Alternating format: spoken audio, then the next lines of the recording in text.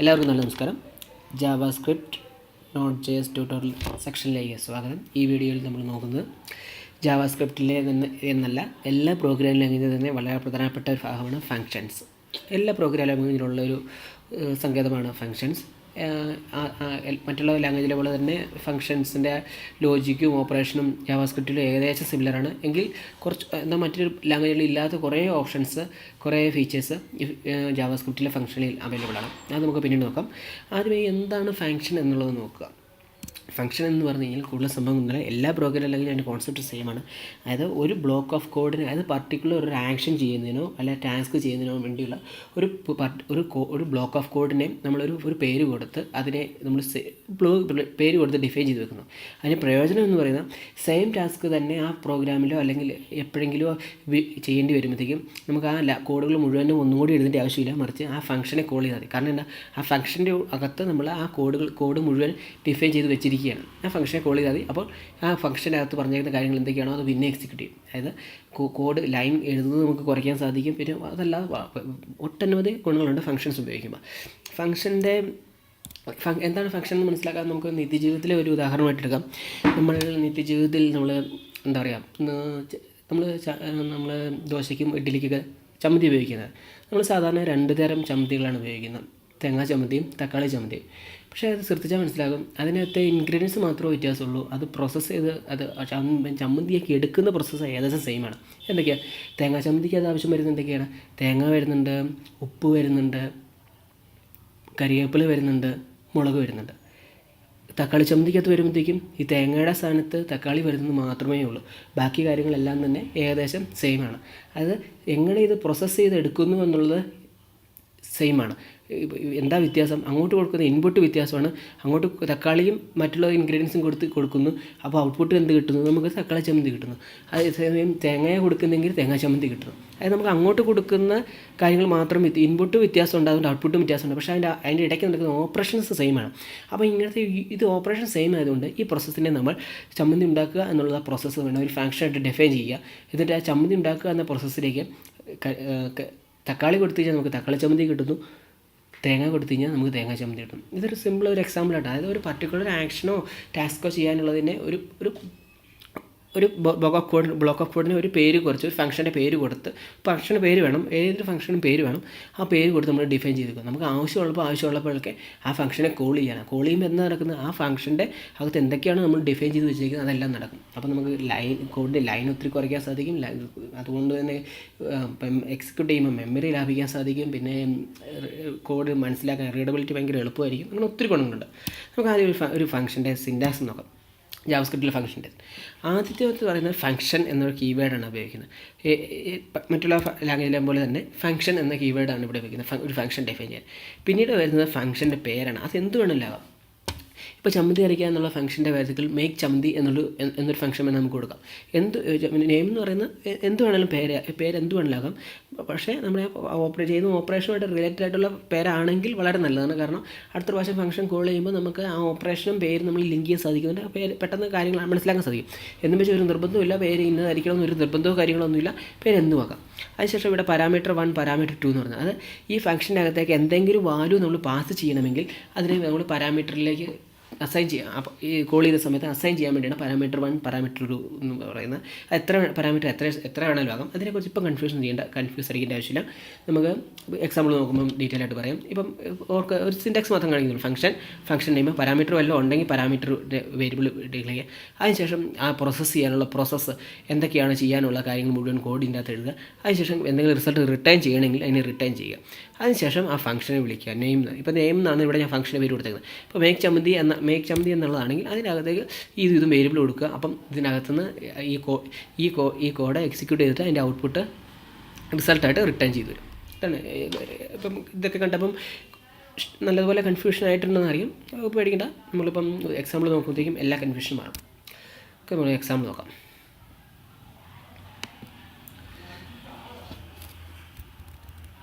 Okay, ഇനി ഇവിടെ ഒരു ഫംഗ്ഷൻ എഴുതാൻ പോവുകയാണ്. ആദ്യം നമ്മൾ ചെറിയൊരു ഫംഗ്ഷൻ എഴുതുകയാണ്. ഫംഗ്ഷൻ എഴുതുന്നത് എങ്ങനെയാണ് ഫംഗ്ഷൻ എഴുതുന്നത്? ആദ്യം ഫംഗ്ഷൻ എന്ന് പറഞ്ഞ കീവേഡ് ഉപയോഗിക്കും. ഫംഗ്ഷൻ്റെ പേര് ഫംഗ്ഷൻ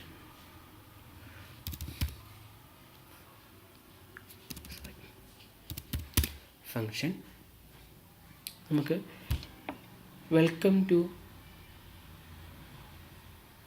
ജാവാസ്ക്രിപ്റ്റ് എന്ന് പ്രിൻ്റ് ചെയ്യുന്നൊരു ഫങ്ഷൻ എഴുതാൻ പോകണം. അപ്പം പ്രിൻ്റ് വെൽക്കം എന്നൊരു ഫങ്ഷൻ ഞാൻ ഡിഫൈൻ ചെയ്യുന്നു.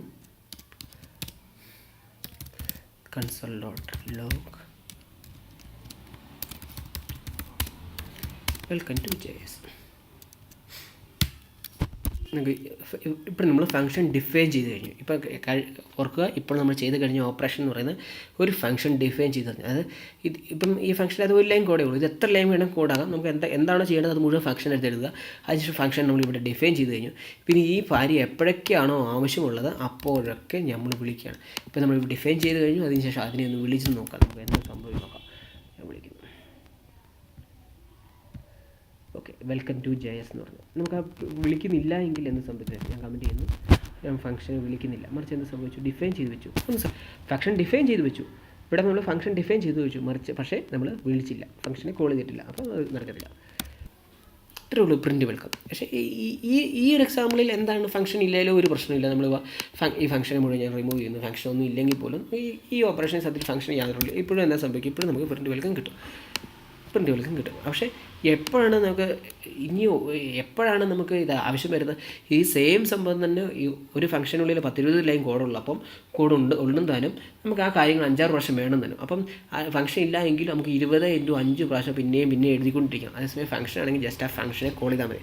നമുക്ക് ഈ ഫംഗ്ഷനെ കോൾ ചെയ്തതിൻ്റെ പ്രയോജനം എന്താണെന്ന് മനസ്സിലാക്കാൻ വേണ്ടി നമുക്ക് 2 സംഖ്യകളുടെ തുക കാണുന്നൊരു ഫംഗ്ഷൻ എഴുതാം. Function sum A B. Okay, അതിന് മുമ്പ്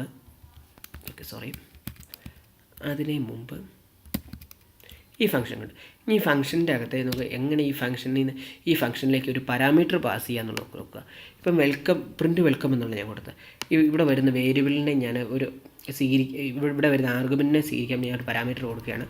അപ്പം ലാംഗ്വേജ് എന്ന് പാരാമീറ്റർ എടുക്കുകയാണ്. അതിനുശേഷം ഈ ലാംഗ്വേജ് ഞാൻ ഇതിൻ്റെ കൂടെ തന്നെ പ്രിൻ്റ് ചെയ്യിക്കുന്നു.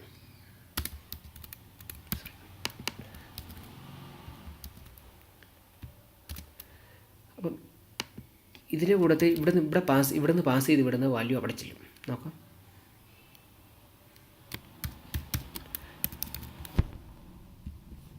മുമ്പ് JS ആയിരുന്നു, ഇവിടെ PHP എങ്ങനെയായത്? ഫംഗ്ഷൻ ഡിഫൈൻ ചെയ്തു. ആ ഫംഗ്ഷനിലേക്ക് നമ്മൾ PHP എന്നൊരു ആർഗ്യുമെൻറ്റ് പാസ് ചെയ്യുന്നു. ആ ആർഗ്യുമെൻറ്റ് ലാംഗ്വേജ് എന്ന് പറഞ്ഞ വേരിയബിളിൽ കിട്ടുന്നു. ആ വേരിയബിളിൽ നമ്മൾ പ്രിൻ്റ് ചെയ്യിക്കുന്നു. അപ്പോൾ ഇവിടെ കണ്ടോ ഫംഗ്ഷൻ്റെ പ്രയോജനം. അടുത്ത പ്രാവശ്യം എനിക്ക് PHP എന്നല്ല ജാവ എന്ന പ്രിൻ്റ് ചെയ്യണം. എന്ത് ചെയ്യണം? ഈ ഫംഗ്ഷനെ തന്നെ കോൾ ചെയ്താൽ മതി. മറിച്ച് എന്നിട്ട് ഇതിനകത്ത് പാസ് ചെയ്യുന്ന വാല്യൂ മാത്രം ഒന്ന് ചേഞ്ച് ചെയ്യിച്ചാൽ മതി. ഇതാണ് ഫംഗ്ഷൻ്റെ ശരിക്കുള്ള ഗുണം. ഇപ്പോൾ ഇത് 2 പ്രാവശ്യം നമ്മൾ ഫംഗ്ഷൻ വിളിച്ചു നോക്കുക. അപ്പം 2 പ്രാവശ്യം വന്നു. അടുത്ത പ്രാവശ്യം കഴിഞ്ഞ് C# വിളിക്കണേ C# പാസ് ചെയ്താൽ മതി. അതായത് വേരിയബിളിനെ പാസ് ചെയ്ത് കഴിഞ്ഞാൽ ഈ ഡിഫൈൻ ചെയ്തിരിക്കുന്ന ഫംഗ്ഷൻ പിന്നെയും എക്സിക്യൂട്ട് ചെയ്യും. ഈ ഫംഗ്ഷന് ശരിക്കുള്ള പ്രയോജനം കാണാൻ നമുക്ക് മറ്റൊരു പ്രോഗ്രാം നോക്കാം. 2 നമ്പറുകളുടെ സമ്മ് കാണുന്ന ഒരു പ്രോഗ്രാമാണ് ഫംഗ്ഷൻ സം. ഞാനത് നമ്പർ 1ഉം നമ്പർ 2ഉം എന്ന 2 വേരിയബിളിലേക്ക് അത് സ്റ്റോർ ചെയ്യാൻ വേണ്ടി ഇവിടെ കൊടുക്കുന്നു. അതിനുശേഷം സം എന്ന് പറഞ്ഞ വേരിയബിൾ ഡിക്ലെയർ ചെയ്യുന്നു. അതിലേക്ക് നമ്പർ 1നെയും നമ്പർ 2നെയും കൂടി കൂട്ടി എടുത്തോളാൻ പറയുന്നു. അതിനുശേഷം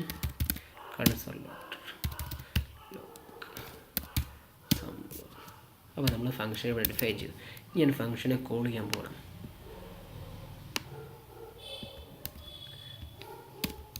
ഫംഗ്ഷനെ കോൾ ചെയ്യുന്നു.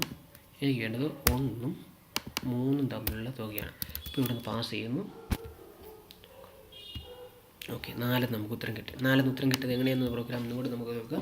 ആദ്യം നമ്മൾ ഫംഗ്ഷൻ കീവേഡ് ഉപയോഗിച്ചു. സം എന്ന് പറഞ്ഞ ഫംഗ്ഷൻ്റെ പേരും ഡിഫൈൻ ചെയ്തു. അതിന് ഈ ഫംഗ്ഷന് 2 ആർഗ്യുമെൻറ്റ് വരുമെന്ന് അറിയാം. അതുകൊണ്ട് 2 വേരിയബിൾസിനെ നമ്മൾ ഇവിടെ ഡിക്ലെയർ ചെയ്തു. നമ്പർ 1ഉം നമ്പർ 2. അതായത് ആദ്യത്തെ നമ്പറിനെ നമ്പർ 1ലേക്കും രണ്ടാമത്തെ നമ്പർ 2ലേക്കും എടുക്കുന്നു. അതിനുശേഷം സമ്മിലേക്ക് നമ്പർ 1ഉം നമ്പർ 2ഉം കൂട്ടി കിട്ടുന്ന തുക സം എന്ന് പറഞ്ഞ വേരിയബിളിലേക്ക് സ്റ്റോർ ചെയ്യുന്നു. അതിനുശേഷം ആ സമ്മിനെ നമ്മൾ ലോഗ് ചെയ്യിക്കുന്നു. ഇതാണ് ഈ ഫംഗ്ഷൻ്റെ ഉള്ളിൽ നടക്കുന്നത്. ഈ ഫംഗ്ഷൻ എക്സിക്യൂട്ട് ചെയ്യാൻ എന്ത് ചെയ്യണം? ഈ ഫംഗ്ഷനെ നമ്മൾ കോൾ ചെയ്തപ്പം പാസ് ചെയ്ത വാല്യൂ ആയിരിക്കും 1ഉം 2ഉം. ആദ്യത്തെ പ്രാവശ്യം കോൾ ചെയ്തപ്പോൾ 1ഉം 2ഉം 1ഉം 3ഉം പാസ് ചെയ്തു. അതിനുശേഷം ഞാൻ പാസ് ചെയ്തപ്പോൾ ഇതാ 100ഉം 300ഉമാണ് ഞാൻ പാസ് ചെയ്യുന്നത്. ഓക്കെ, 100 300. ആദ്യത്തേത് 4 വന്നു, രണ്ടാമത്തേത് 400 വന്നു. അടുത്ത പ്രാവശ്യം ഞാൻ പാസ് ചെയ്യുന്നത് 200ഉം 300ഉമാണ്. 200ഉം 600ആണ്. ഇപ്പം എന്ത് സംഭവിക്കും നോക്കാം. സംഭവമൊന്നുമില്ല, 3 പ്രാവശ്യം പ്രട്ടിക്കും, 3 വാല്യൂ പ്രട്ടിക്കും. അതായത് ഇവിടെയാണ് ശരിക്കും ഫംഗ്ഷൻ്റെ പ്രയോജനം.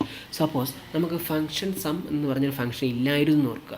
അങ്ങനെയാണെങ്കിൽ ഈ 1ഉം 3ഉം കൂട്ടുമ്പോൾ നമ്മൾ ഇതേ കാര്യങ്ങൾ എഴുതണം. അപ്പോൾ 100ഉം 300ഉം കൂട്ടാൻ വേണ്ടിയാണെങ്കിൽ അതും പിന്നെ എഴുതണം. 200ഉം 600ഉം കൂടി കൂട്ടാനാണെങ്കിൽ പിന്നെയും ഈ ഫംഗ്ഷനുള്ളിൽ എഴുതിയേക്കുന്ന കാര്യങ്ങൾ ഓരോ പ്രാവശ്യം നമ്മൾ എഴുതണം. അങ്ങനെ ഇപ്പോൾ ഈ ഫംഗ്ഷൻ്റെ കേസിൽ 2 ലൈനേ ഉള്ളൂ. ചില ഫംഗ്ഷൻ്റെ കേസിൽ ചില ഒരു പർട്ടിക്കുലർ ടാസ്ക് ചിലപ്പോൾ 100 ലൈൻ എഴുതി ചെയ്യുന്ന ഒരു ടാസ്ക് ആയിരിക്കും.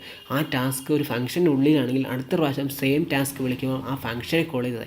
മറിച്ച് ഫംഗ്ഷൻ എന്നൊരു സങ്കേതം നമുക്കില്ലായിരുന്നുവെങ്കിൽ ആ 100 ലൈൻ പിന്നെയും അടുത്ത പ്രാവശ്യം സെയിം ആവശ്യമുണ്ടെങ്കിൽ ആ 100 ലൈൻ പിന്നെയും എഴുതണം.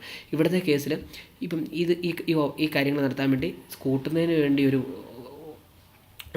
മാത്തമാറ്റിക്കൽ ഓപ്പറേഷൻ കൊണ്ട് പ്രിൻറ്റ് ചെയ്യുന്നതിന് വേണ്ടി കൺസോൾ ലോഗും വിളിക്കുന്നുണ്ട്. ഈ 2 ലൈനും ഈ ഓരോ പ്രാവശ്യവും വിളിക്കേണ്ടി വന്നതിന്, അതായത് ഈ 3 പ്രാവശ്യം വിളിക്കുന്നതിന് 6 ലൈൻ കോഡ് വന്നതിന് ഇവിടുത്തെ പ്രാവശ്യം ഒറ്റ ഫംഗ്ഷൻ ഡിഫൈൻ ചെയ്തുകൊണ്ട് നമുക്ക് ഓരോ പ്രാവശ്യം ഫംഗ്ഷൻ ഒന്നും കോൾ ചെയ്താൽ മാത്രം മതി. ഇവിടുത്തെ കേസിൽ പോലും ചെറിയ പ്രയോജനമുണ്ട്. ശരിക്കും പ്രയോജനം വരുന്നത് എപ്പോഴാണെന്ന് വെച്ച് കഴിഞ്ഞാൽ വലിയ പ്രോഗ്രാമിൽ ഒരു പർട്ടിക്കുലർ ടാസ്ക്, അത് കോമൺ ആയിട്ട് പല ടാസ്കുകളും നമ്മൾ ഒരു ഫംഗ്ഷൻ്റെ അത് ഡിഫൈൻ ചെയ്ത് വെക്കുക. എന്നിട്ട് ആവശ്യമുള്ളപ്പോൾ എല്ലാം അടുത്തങ്ങ് ഉപയോഗിക്കുക. അത്രേ ഉള്ളൂ. അത് ഉപയോഗിക്കുമ്പോൾ അത് നമുക്ക് ആവശ്യമുള്ള വേരിയബിൾസ് വല്ലതും ഉണ്ടെങ്കിൽ പാസ് ചെയ്യാം. വേരിയബിൾസ് ഒന്നും ഇല്ലെങ്കിൽ പാസ് ചെയ്തില്ലെങ്കിലും പ്രശ്നമില്ല. കോൾ ചെയ്യുമ്പോൾ ഫംഗ്ഷൻ അത് പറഞ്ഞേക്കുന്ന കാര്യങ്ങൾ എന്താണോ അത് എക്സിക്യൂട്ട് ചെയ്യും. ഇത്രേ ഉള്ളൂ ഫംഗ്ഷൻ എന്ന് പറഞ്ഞാൽ. കോൺസെപ്റ്റ് വളരെ സിമ്പിളാണ്, പക്ഷേ ഫംഗ്ഷൻ്റെ കാര്യങ്ങളൊന്നും നമ്മൾ പറഞ്ഞ് തീർത്തിട്ടില്ല. ഫംഗ്ഷൻ എന്ന് പറയുന്നത് ഒരു ചെറിയ കാര്യം. ജാവാസ്ക്രിപ്റ്റ് ഫംഗ്ഷൻ വളരെ ഇമ്പോർട്ടൻ്റ് ആണ്. കാരണം ജാവാസ്ക്രിപ്റ്റിലെ അഡ്വാൻസ് ലെവൽ ഫംഗ്ഷൻ മറ്റുള്ള ലാംഗ്വേജോട്ട് വെച്ച് നോക്കുമ്പോൾ വളരെ വലുതാണ്.